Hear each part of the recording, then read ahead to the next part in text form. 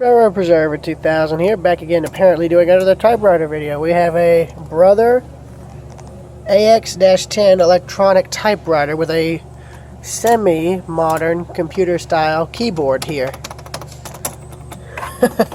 This is practically, I guess you could say, the quote-unquote newest typewriter I've seen. And clearly it still works because it's only going for that.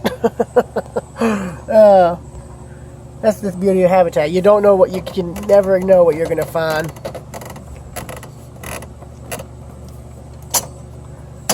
Problem would be finding ink for it. Well, actually, now that I say that, it might actually take normal printer ink. Now that I'm thinking about it, I'd imagine but this is the first and only one of these that I've seen, and then this has actually been here for quite a while. The beauty of this is, like, you'd never get distracted while you're trying to work on like a paper or something, and well, you can't hack a typewriter, as someone famously said. So yeah, it's a good deal too. And plus, this is rare. I don't think I've ever seen another one like it. But that's pretty much it, and I'll see y'all later.